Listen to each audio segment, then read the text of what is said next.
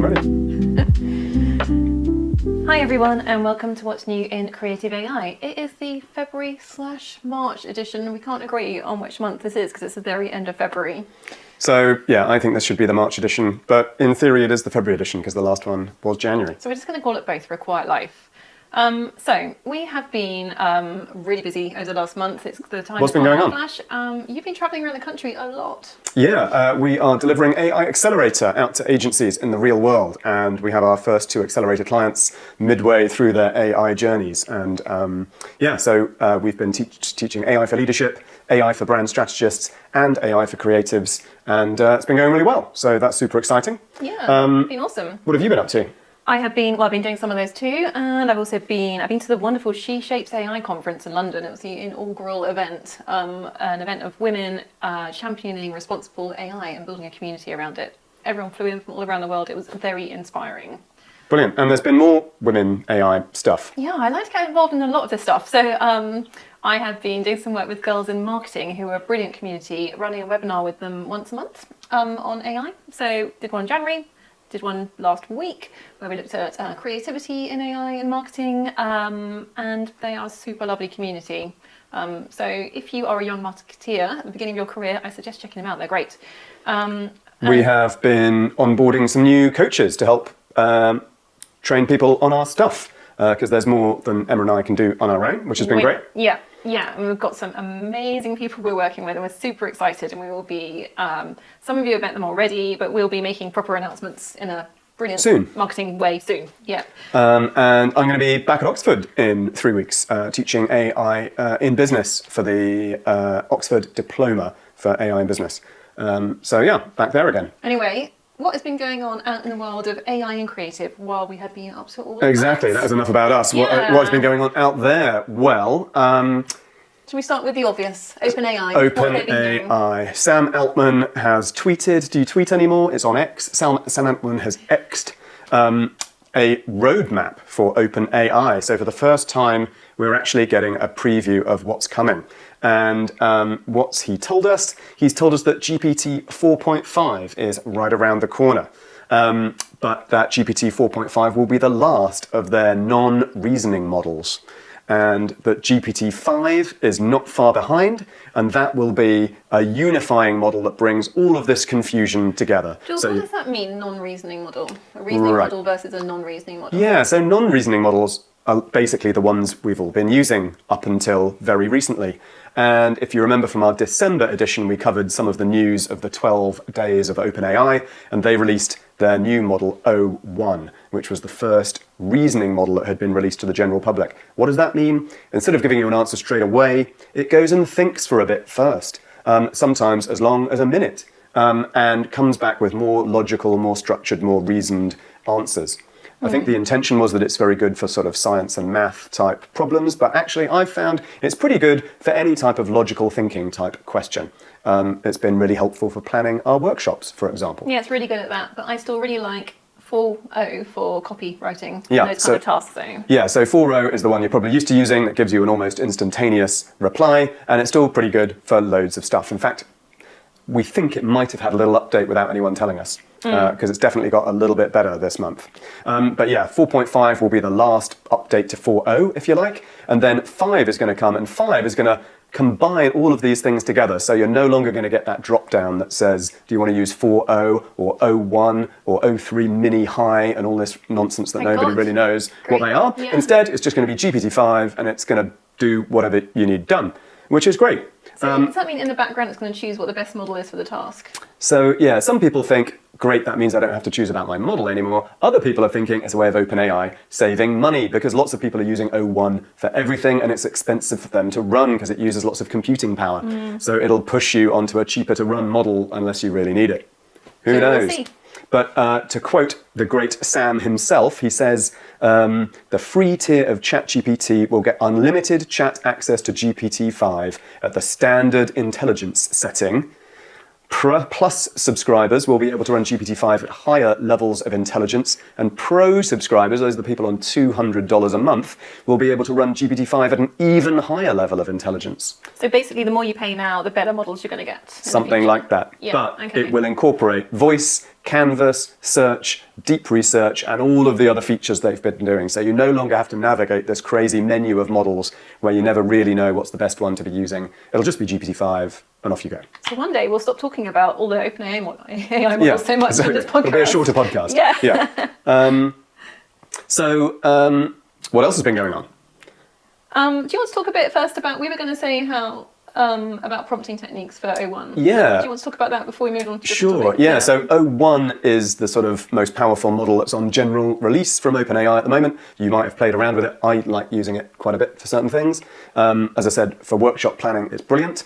But Greg Brockman, who is one of the founders of OpenAI, who left last summer when lots of people left OpenAI, has said that actually when you're working with these new reasoning type models, the way you prompt them needs to be slightly different. So we're used to instructing people to give very detailed prompts where you give them lots of context. You then break down your task into quite a number of steps and make it really straightforward to follow the task. And then you give it any particular direction that you need. So his tip, again, another tweet, another X, which we'll share here, is he says give it a goal and then give it the format in what you want it to come back to you in, and then just let it go, because it will work out the best way to answer the model. You shouldn't be trying to direct it too much. So it's interesting. We'll have a play around with that, see what we get working that way with it. So it'll be interesting to see. Yeah, I mean, just to see if it's less chain of thought as well. Yeah. Yeah. Okay. Cool. And then on the other side of the fence, Google have been doing a lot of launches and rolling out Gemini a lot wider, while OpenAI have been up to everything we've just been telling you about. Yeah, I mean, it's looking like the whole large language model space is kind of turning into a two-horse race between OpenAI and Google. Although I love Claude. But it's looking pretty about old-fashioned now, Claude. He still can't read the internet. He still can't read an image. And it's very much looking like last year's model these days. Although they do say Anthropic are on the verge of releasing something new, so let's see. Yeah, let's see. But Gemini, meanwhile, has been rolled out to Google Workspace in the last month. So a lot of you probably now have access to Gemini through your normal working environment. And you might have seen it pop up in Google Mail. It will help you draft an email to a reply to an email. I've been tinkering around with that, and it's not bad, actually, I would say. Oh, hang on a second. I've got my phone alarm going off. Well, we'll pause for a moment. Yeah. For those of you that know us well, you will know that that happens about 27 times a day. But here we are, we're back. It does. This is the beauty of working with someone who's neurodiverse and Loves runs alarms. their life by alarms. Yeah. Okay, so we've forgotten to do something. So Gemini is now out. Yeah, it's quite fun for drafting emails, quite good for drafting email responses. You've also seen it, you can see it come up in the sidebar in Google Slides and Google Docs. Yeah. Today I've been using it quite a bit in Google Docs. How are you finding it? It is handy if you're looking something up. Just because it's there. Because it's there. But in terms of, I was writing like a white paper today, and in our tone of voice, and I haven't been working with it long enough for it to understand our tone of voice yet. So what it was giving back to me was not helpful. Not helpful. No. Interesting. No. Yeah. And we were running a workshop the other day with an agency that are using Gemini because it's essentially available almost for free to them. I was demoing on ChatGPT on the big screen whilst they were following along on Gemini on their computers. And they were pretty much all universally agreeing that the answers coming up on the screen from GPT 4.0 were generally stronger than what they were getting out of Gemini in their workspace. So it's not quite there yet. But it's a balance, isn't it? Because a lot of people are already paying for Gemini in those Google subscriptions. So it's pros and cons. And I think this workshop was 10 days ago now. And I think the version of Gemini that was in Workspace then was Gemini 1.5. Yeah. It's now Gemini 2.0 Flash is available in Google Workspace, so it's probably already better. That I literally just noticed that change like 3 days ago. And if you go onto Google AI Studio, just Google AI Studio, and it will take you there, you have access to Gemini 2.0 Pro Experimental. God, they come up with these names, don't they? Terrible names, but people often ask us, like, which tool should they be on? Like, how many subscriptions should we have? Should we be on ChatGPT? Should we be on Gemini? Should we be on Midjourney? Should we be on Ideogram? Should we be on, should we be on 10 things? And our advice always is, just take 2 or 3 and stick to them, because as Jules has just demonstrated, what wasn't very good last week can be excellent next week. Yeah, these products are all improving at such Yeah. lightning speed, and they're kind of leapfrogging each other. And any 1 month, one tool might be slightly ahead, but quite frankly, just get one and start using it. It will take you the rest of this year before you hit the limits of what you can do with it. Yeah, this is the AI space race. They are they're evolving every week. Yeah, so just get on Gemini or get on ChatGPT and just go with it, and don't forget the tool anxiety. Like, you are still not going to hit the limits of what these things can do. Yeah, try not to have too much FOMO. Exactly. Yeah. But they do not make it easy, these people. So I think on the last webinar, we talked about Google Deep Research, I think we did. which was a tool they released as part of Gemini 1.5 that allowed you to do sort of deep research plans into a particular topic. And guess what? It was really popular. So OpenAI released a version of Deep Research, and they managed to call it Deep Research. And then Perplexity thought, hang on, that's the kind of stuff we're meant to do. We'd better release a tool that does deep research. And they called theirs Deep Research. So there are now 3 tools out there called Deep Research, one from Google, one from OpenAI, and one from Perplexity, that all claim to do the same thing. Emma, I think you've been playing around with these. What is going on? Yeah, I wrote a short article about this in this week's newsletter, actually. I mean, I did some research in deep research That's what they're for. to really try and compare them all, and they have very slightly different processing times. Like, some take longer, some take shorter. Some are more expensive than others. Like OpenAI, you can only get theirs on the $200 a month plan, on the Pro plan. So I'm not sure we've actually tried that one, have No, we? we haven't Because we're tried. not on the $200 plan. We are cheap. I have been researching the research and what other people have been reviewing, There you go. which is what deep research is great at. So we're going to put while we're talking, we're going to put a small table up that compares them. But really, I would just go with the one that is on the plan that you are on. It doesn't look like there's a huge amount to choose between them right now at this stage. But a question that I keep thinking about is like when to use a deep research tool, whichever one of the 3, and when to use a large language model. Like just vanilla what GPT. task? Yeah, exactly. And I think really the rule of thumb is like ChatGPT or Gemini or your normal chatbot is it's really good when you just need like a fast, quick answer, when you're doing brainstorming, when you're doing ideation, when you want to have a kind of conversation with something about whatever you're working on. And it gives you, really quick answers back. It's very instant, and you can quickly edit things. You can, This is the kind of responsive. almost like a dialogue with a human being type way Exactly. of interaction, which we are big proponents of and try and teach in our... Yeah. And I think the deep research tools are more about when you've got like a specific topic you want to research, you want to do really in-depth queries and like extensive analysis. You might want to upload 20, 40, 50 documents, pieces of data to deep research to really get under the skin of it.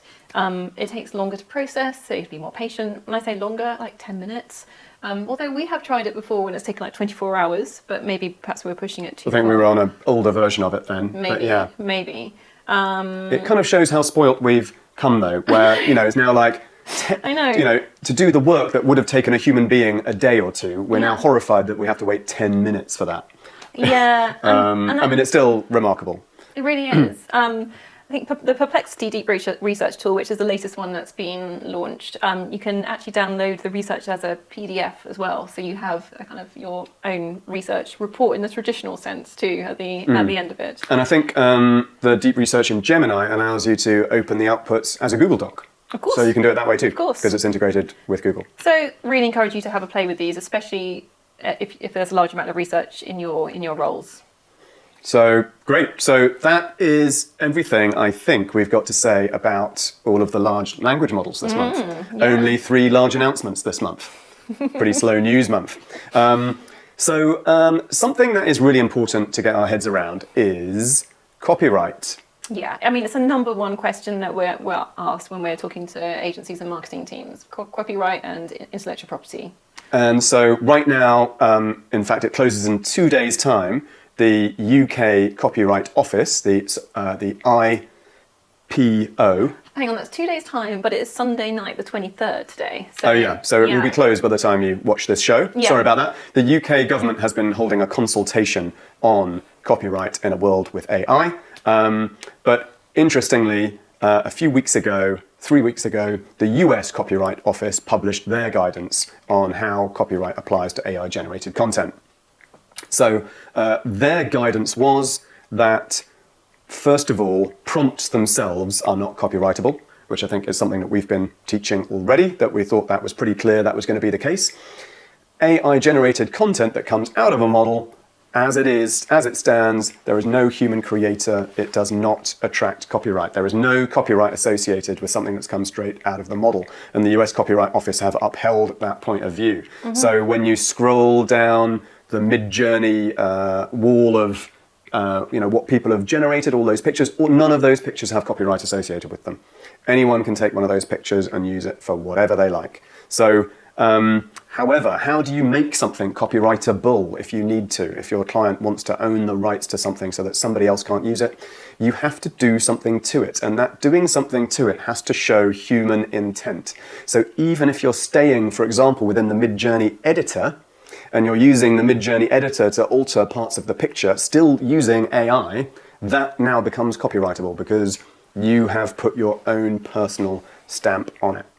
So that's pretty much where we thought this stuff was going to land, but it's good to see that out in the real world. Yeah, and the UK currently seems to be aligning more with the US in how they're treating AI than Europe, perhaps, now. So we won't see guidance from the UK Copyright Office probably until near the end of the year, but I would be surprised if it's largely different from that. Yeah. So do something to stuff that comes out of the model, which is what we always tell people anyway, because if all you're doing is using what comes out of the model, you are no better than what your client can do. Anyway, I know you all want to know all the very minutiae details about this, and it's so important because it is a difficult area right now when there's a gap in having when there's a gap in UK policy on this. Yeah, so I think you're running a webinar. I am. On the 4th, Who knew? On the 4th of March, It says here. 11 a.m. Got it in front of us with Alexandra Ralph. She is founder of the Creative Rights Institute and has been at the forefront of copyright and IP in-house at a creative firm. So the biggest YouTube video publisher in the world, in fact. Yeah.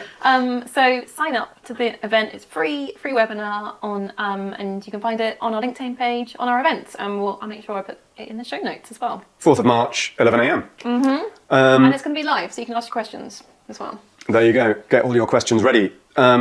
Which brings us on to image generators. It does. Back to our usual format, language models, then image generators. What's been going on in image generators? Well, my favourite tool, Ideogram, I love using that because a lot of the use cases that I use are often marketing related. And it is if you haven't tried it, have a go with it. Yeah, we're big fans of Ideogram, and they have been dropping new features left, right, and centre over the last 6 weeks or so.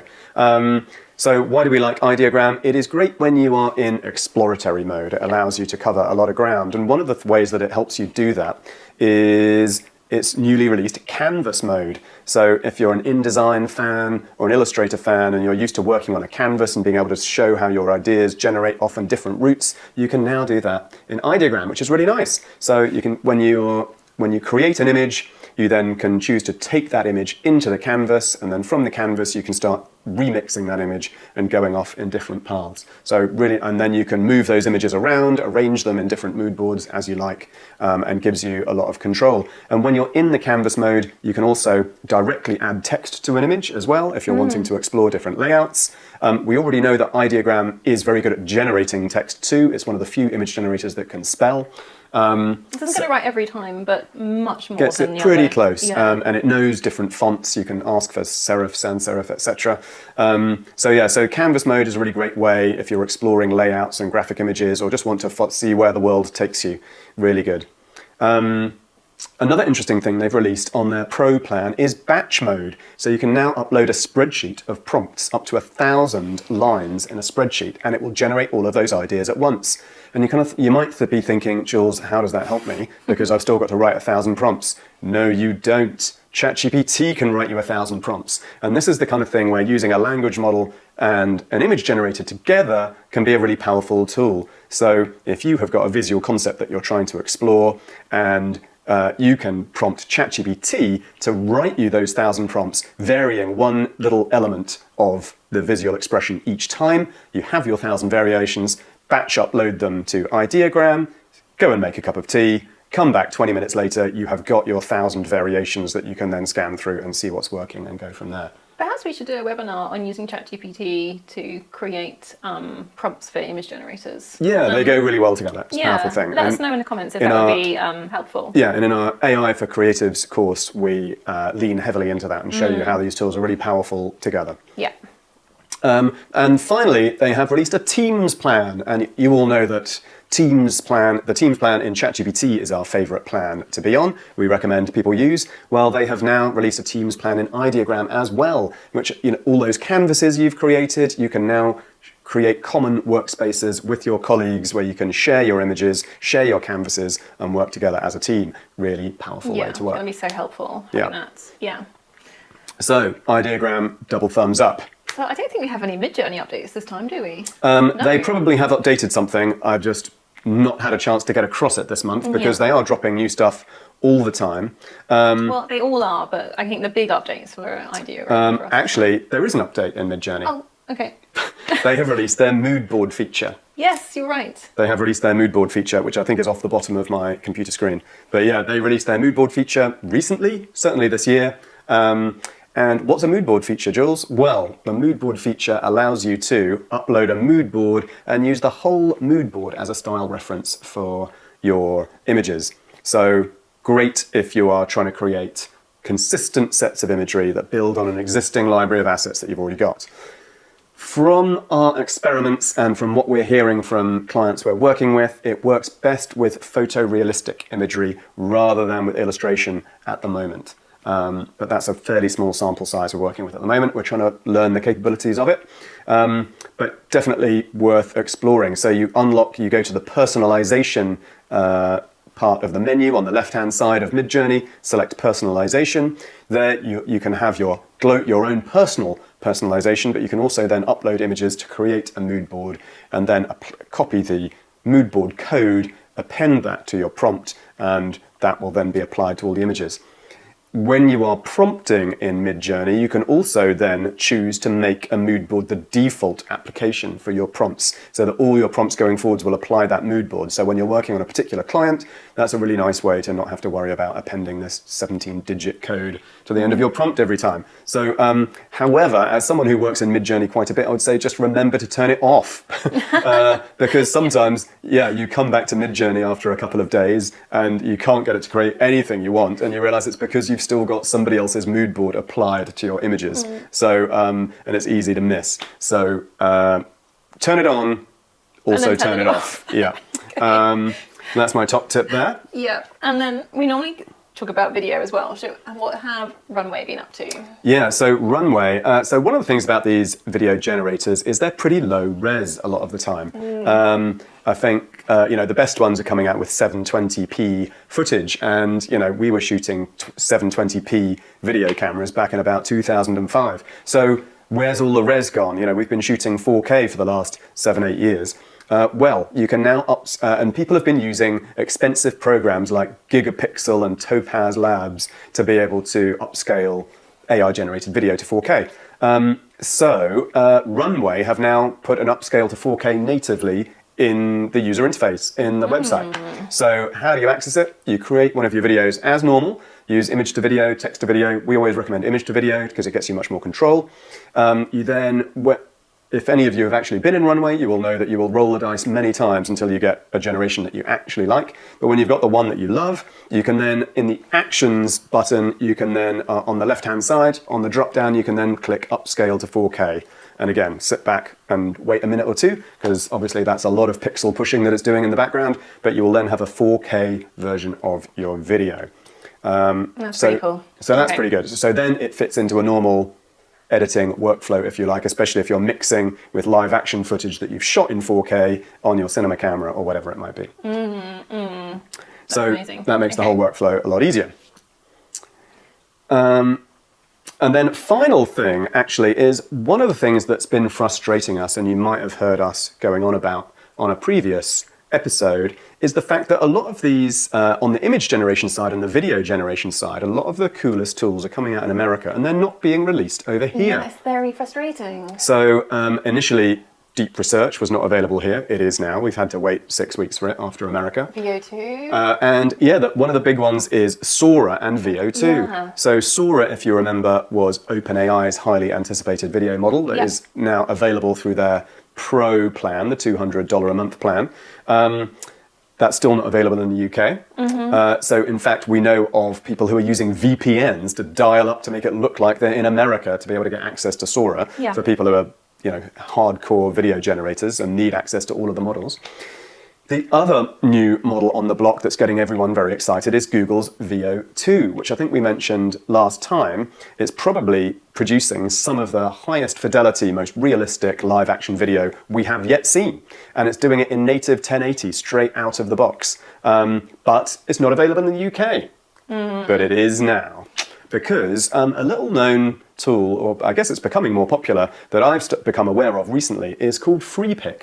And FreePic sounds like some really cheap stock website, and I think that might be where it started. Okay. But right now, FreePic is essentially a portal to all of the video generators out there. So if you're heavily into video generation, they all have their strengths and weaknesses. Some are great at realistic motion, some are great at high fidelity, and other things, they all have their moments. So FreePic have assembled all of those image generators through one interface that you can pay for on one plan and get access to the whole lot, to Minimax, Hailu, all of that stuff. At their full capacity? At their full capacity, and they now have VO2 on there.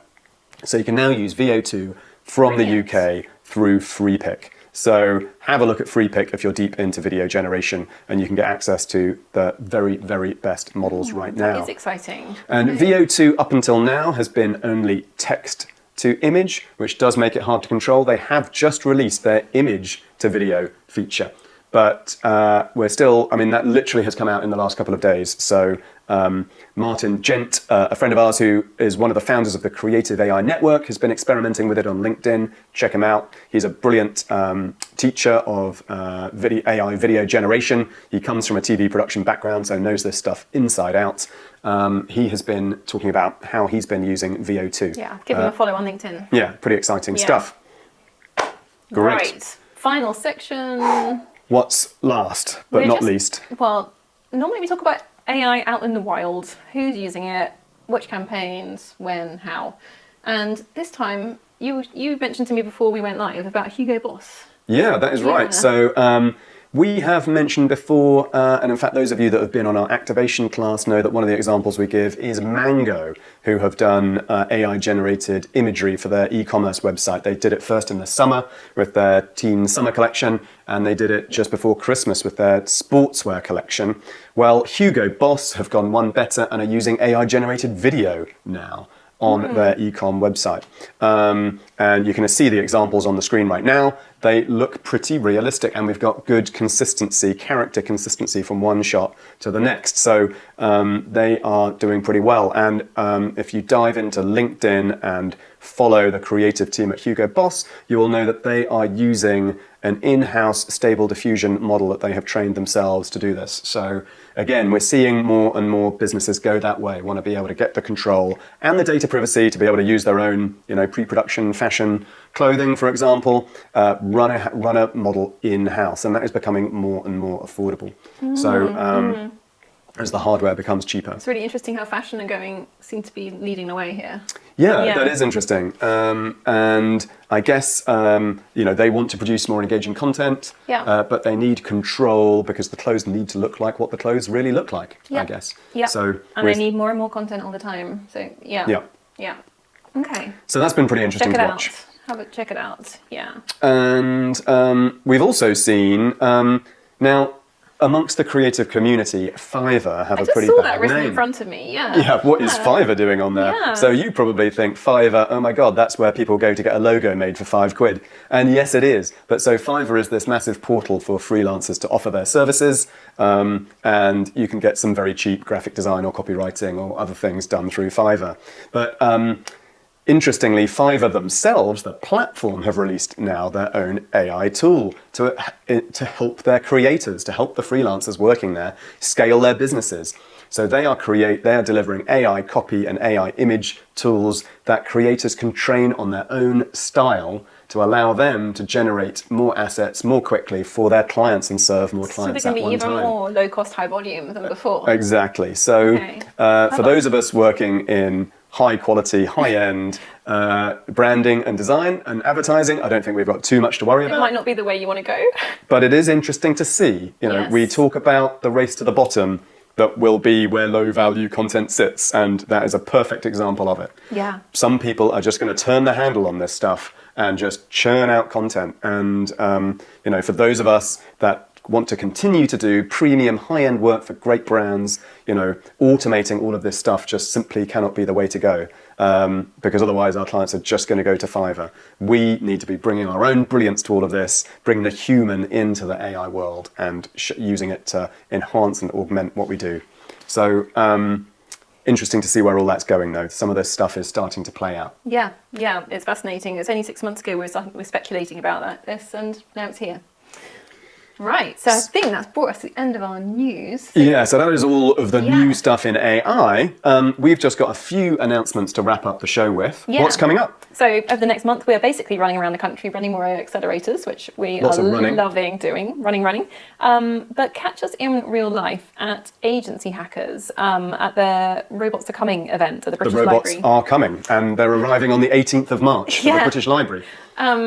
We are really chuffed to be first up headlining that So morning. yeah, Emma and I will be giving a talk about the state of AI in agencies in 2025, based on some research that we did at the end of last year, and we will be showing what are the things you need to know about implementing AI in your own agency. Yeah, based on what we've learned so far working with many clients. Yeah. So loads of other great speakers there. Amazing lineup, amazing. Talking about AI in agencies from every aspect, from client services to copywriting to creative to building your own tools, how to talk to clients, you name it. There will be people sharing their experiences.